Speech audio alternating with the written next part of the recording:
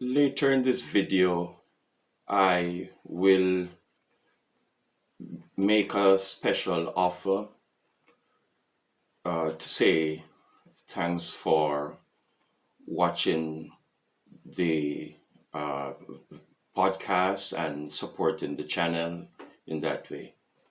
And I'll give you the details later in this video. Your Majesty, Nana Obakesi, Your Excellency, Dr. Arkana Shahambury Foy, Professor Lamumba, dignitaries, and distinguished guests, good afternoon. It is with immense pleasure that I stand before you today on behalf of the National Bar Association, where I serve as the 79th President. I bring you greetings from Jackson, Mississippi, in the United States of America, and I bring you greetings from each of the 67,000 Black lawyers and judges that I have the privilege of leading as the President of the National Bar Association. We're so privileged to be with you on today. It's my distinguished honor and privilege to deliver these remarks. First, I wish to thank Her Excellency, Dr. Shahambury Foy, for birthing the Afrikan Diaspora-Development-institute, and the entire team for organizing the home of the Wakanda One City Return and Trade Expo. Congratulations, job well done. Thank you, program participants from across the globe. To our illustrious speakers and our moderator, also thank you. As you know, ADDI was founded with the mission of being the bridge between the African diaspora and the African continent. More specifically, ADDI was born out of the desire to bring Africa to the world and the world to Africa. Countless African diaspora and friends of Africa are keen to engage in commerce in Africa, but face challenges navigating the complexity of international business. The United Nations, through a resolution, has declared 2015 to 2014 the International Decade for People of African Descent. The second pillar of the International Decade is justice. Yes, justice is that second pillar. We, the children of Africa, must take what is rightly ours to ensure justice is served. Thurgood Marshall, the first Black Supreme Court Justice in America, once said, "The legal system can force open doors, sometimes even knock down walls, but it cannot build bridges." That job belongs to you and me. Your country can't do it. Afro and white, rich and poor, educated and illiterate, our fates are bound together. We can run from each other, but we cannot escape each other. With this in mind, I have established a foreign policy team to ensure the National Bar Association also addresses global legal challenges and initiatives such as reparations, both domestically and internationally. And foreign direct investment opportunities. As Her Excellency told you, I brought a delegation here with me. I'm joined here this week by my chief foreign policy advisor. She is not in the room, but Joanna LeBlanc is doing a great job. She was the one that introduced me to the ambassador. And so she's my chief foreign policy advisor, born in Haiti. I have with me my chief economic advisor, who is one of the youngest of his kind. He is in the private equity venture capital world, and that is Kai Cunningham. I appreciate him being here with me. The largest minority real estate developer was planning to be here with me. I've been in communications with him since I've arrived. He will be on the next trip. But he, as I said, the largest minority real estate developer in the USA. He is lethal and excited about coming on the next trip here and investing in Ghana and across Africa. We have several attorneys that we brought with us that have their own law firms. I see a few of them in the room.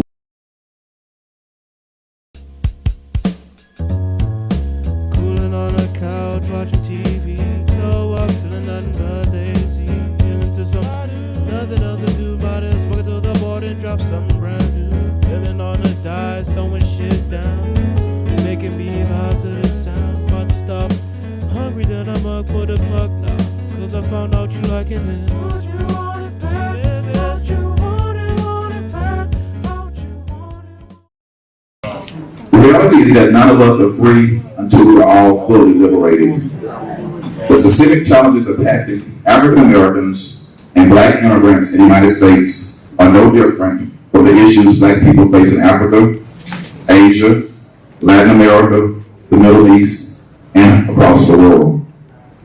As a judge and lawyer, I cannot express enough the significance of justice as one of the pillars of the decade.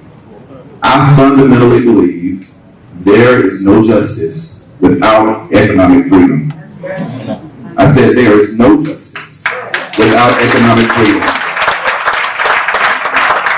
It is time for us, children of enslaved Africans, to stop looking at Africa through the humanitarian lens, but rather a viable place for investments. I've heard the ambassador say that time and time again, and true words have not been spoken. This is the continent of opportunity. This is the continent of opportunity. And you heard me mention reparations. When I ran for president of the National Bar Association, one of the things I told them we would fight for was economic justice, economic empowerment, economic parity, because in the United States for so long we have focused on civil rights and social justice, but we have left out that key pillar of economic justice. And so in March of next year, I am convening in Houston, Texas, the first ever reparations summit sponsored by the National Bar Association.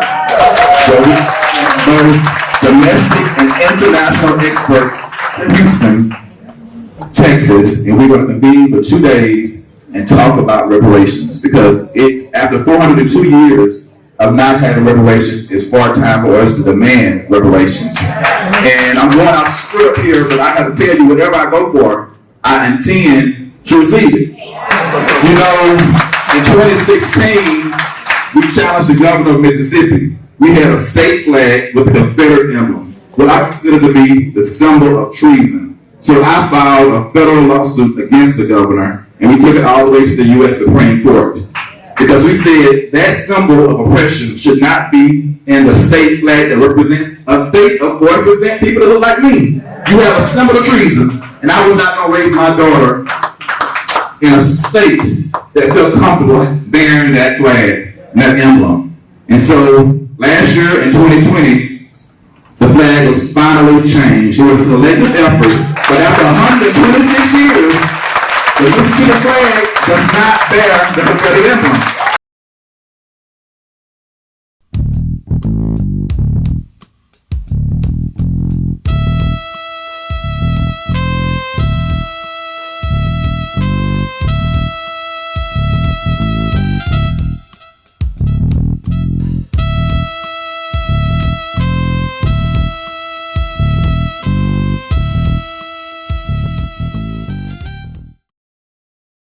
The gap between black and white annual household incomes is about $29,000 per year.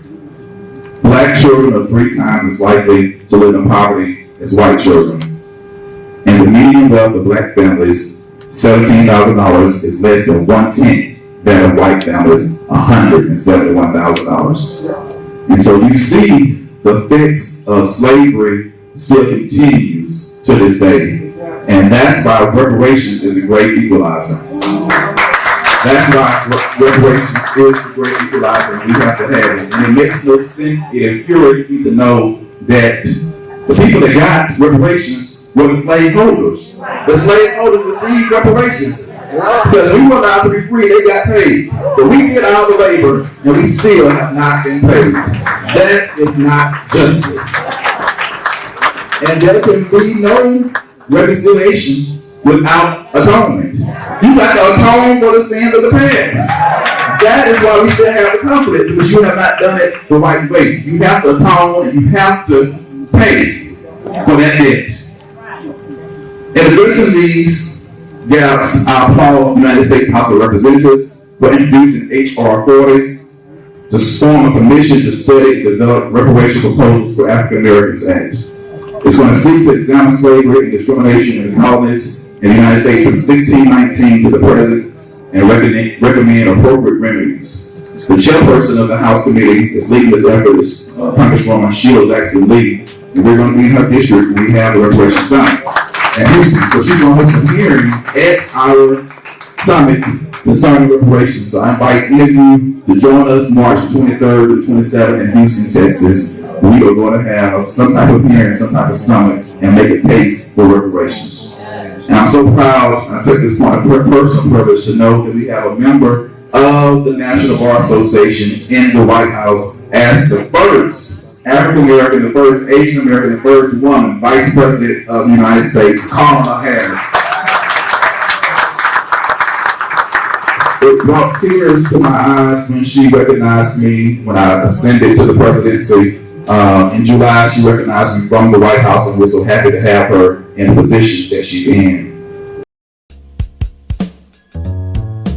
Cooling on a couch, watching TV. No, I'm feeling nothing but lazy. Feeling to some nothing else to do. Might as well go to the board and drop something brand new. Living on the dice, throwing shit down. Making me hard to the sound. About to stop. Hungry, then I'm up for the plug now. Cause I found out you liking it. Don't you want it back? Don't you want it back? Don't you want it? Unfortunately, Black Americans are the only group that has not received reparations for state-sanctioned racial discrimination. While slavery afforded some white families the ability to accrue tremendous wealth, the people who were the labor have not been paid. Interestingly enough, Native Americans have received land in billions of dollars. The Japanese Americans received $1.5 billion after they were interned during World War II. In addition, the United States, through the Marshall Plan, helped to ensure that Jews received reparations for the Holocaust. In 1952, West Germany agreed to pay 3.45 billion Dutch marks to Holocaust survivors. I'd like to congratulate Namibia for securing roughly 1.35 billion from Germany as reparations for its role in the violent ethnic cleansing. I call on countries across Africa, Latin America, and Afro-Blacks globally to demand reparations from countries such as France, Germany, Italy, Belgium, Portugal, and the greatest colonizer of them all. Some may say the most expensive colonizer of them all, the United Kingdom. We have to demand reparations. In closing, I would just like to thank Her Excellency for galvanizing the diaspora. I'll leave you with this quote by Dr. Martin Luther King Jr. Justice too long delayed is justice denied. But I take solace in knowing you will fight for a more prosperous global Black community and secure what is rightfully ours through reparations and the unification of the Black race. Thank you.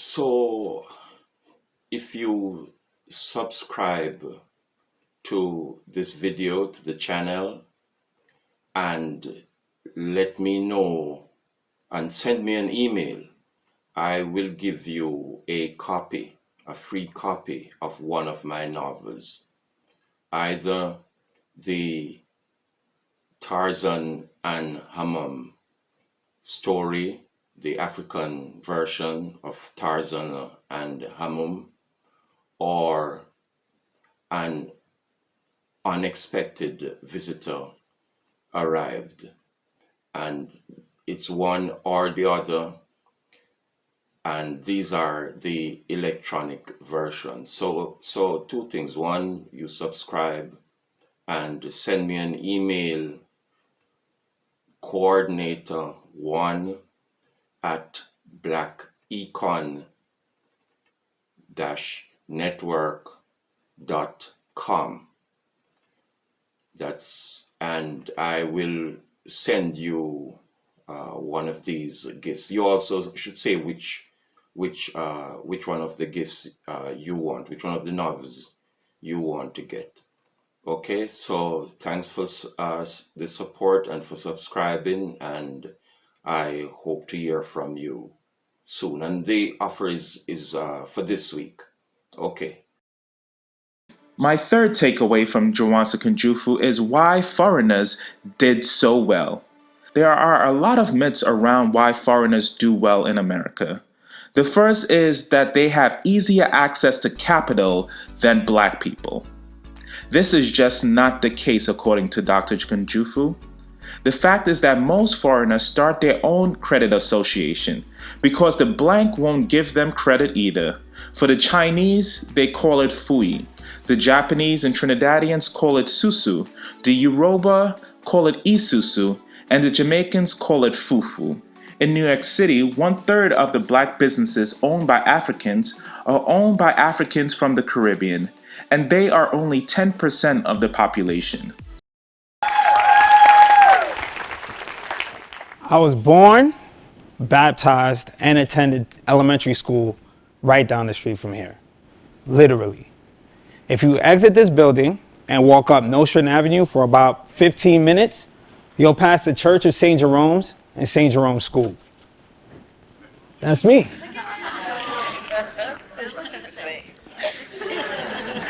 Most people call this area the Flatbush section of Brooklyn, but the locals here call it Little Haiti. And as a child of Haitian immigrants, you learn 3 things. Lesson 1, if you pass your elders and you don't say good morning, they'll likely ask you, did we sleep in the same house last night? Lesson 2, if you get a B+ in any of your classes, your parents will likely ask you, where's the rest? I thought you'd at least get an A. And lesson 3, if you have a problem saving money, then boy, you better join a Sou-Sou. Lesson 3 is the one that stuck with me the most. For those who aren't familiar, a Sou-Sou is a community pool of funds in which each participant makes a weekly contribution to the pool. And as a result, they get a distribution of the entire pool's value on a specified date. It requires a lot of trust. And you're probably thinking this is happening at like a local bank or something, right? But no, it's happening at one of the elders' homes directly in the neighborhood. So when I was young and my parents were saving up for their first house, they entered a Sou-Sou. Every week, and I mean every single week, my parents went to the same house to contribute to their Sou-Sou. That time in my life, it really set a huge impression on me. It taught me the value of community economics. It taught me the value of the discipline that's required for saving. But the thing that impressed me the most was when they got that payout. I was like 9, 10 years old, and I had never seen so much money in my life. So as a result, I fell in love with money. My entire teenage life, I saved every dime that I got, from shoveling snow in the winters to my birthdays. And during that time, I felt like a superhero with a big S on my chest. The Sou-Sou man. Lending money to all my friends in the neighborhood. So when it came time to choose a major in college, the only thing that made sense was finance. Because, you know, I learned how to make Sou-Sous and stuff, right? College was great. And as a finance major, you learn how financial institutions interact with each other. You learn how banks lend money to other banks. And More importantly, your professors drill it in your head that Wall Street is completely different than Main Street. Even in my senior year, we learned about corporate and municipal bonds and how corporations and municipalities go to bond investors and ask to borrow money, and they pay them a profit. It's called interest, right? And I thought to myself in class, like, man, I'm a really bad bond investor. I keep lending money to my friends for free. What's my problem, man? What's up? Immediately after college, I got my first job in the Sou-Sou industry. Nah, I mean the financial industry. At 21, I was doing mortgage and interest rate research at a Wall Street bank. And, you know, learning about mortgages and interest rates at a really young age, you learn a lot of cool stuff. I learned how they took mortgages like my parents and packed them into these pools. They called them bonds. And they sold them to investors all over the world. It was like one really big Sou-Sou. I was like, damn, y'all, how you get a Sou-Sou so big? But of course, when you're learning something great, there are parts of it that's not so great. The mortgage process itself is extremely complicated. And most of the people that were signing up for these mortgages, they were just looking to buy their first house. They didn't really understand what it was. I remember this one instance. I was on the phone with a customer and they were telling me, look, man, I was just trying to get this house. I didn't really understand what a mortgage is. Can you explain it to me? And this, mind you, this is a person who bought a house. I had to tell them, a mortgage is a note. Your bank holds on to the deed to your house until you pay off the note. And then after you pay off the note, they give you the deed. And he was like, what? I don't even own my house? I was like, not yet. So that moment and that conversation really told me that I need to use what I've learned and shared with others. So because of that, I created a financial literacy platform. I called it Raising Benjamin.